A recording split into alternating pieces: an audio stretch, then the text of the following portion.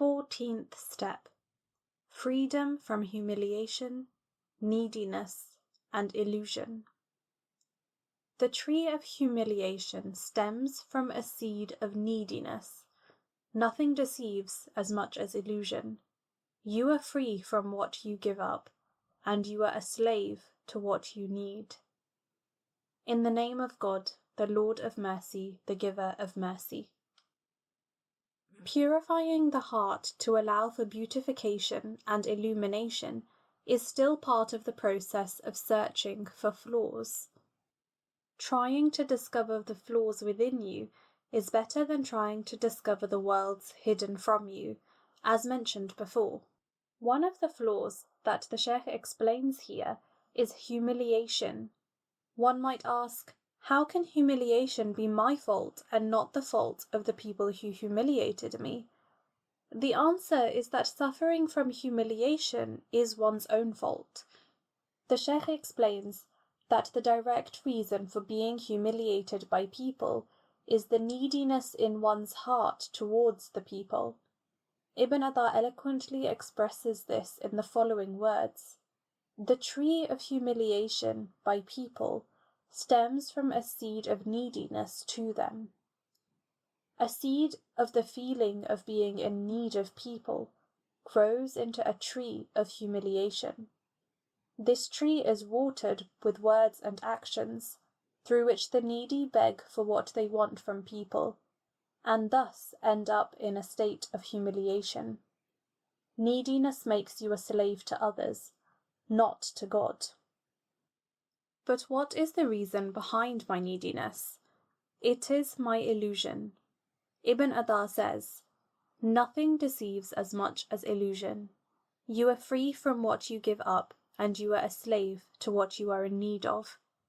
The one who is in need of what people have might think that those people will actually benefit or harm them, and this is an illusion. The real one who benefits or harms you is your Lord. Out of illusion, one might think that people who have power or wealth, for example, will bring benefit or harm to him. Thus, one allows himself to be humiliated by the people he is in need of. In fact, people never bring benefit or cause harm to others. Neediness is the source of humiliation, and illusion is the source of neediness.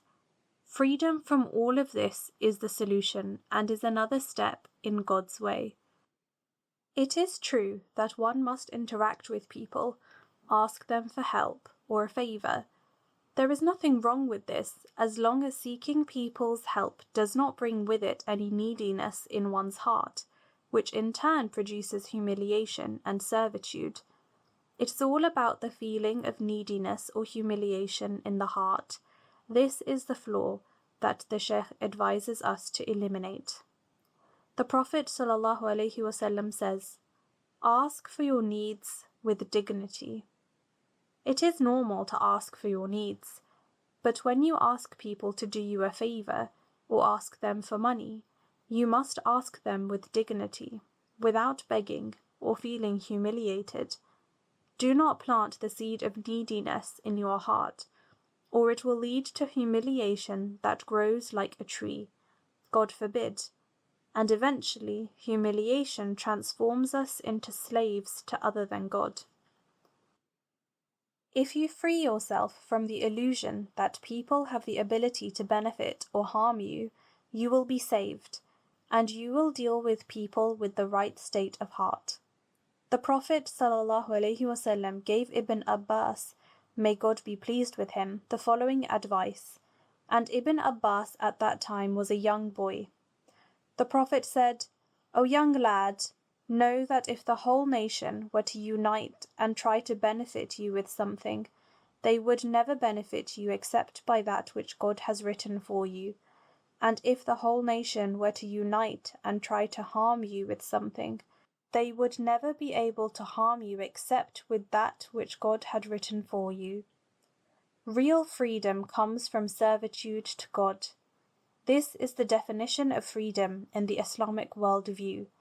And if you are a true servant of God, then you are free from other than him.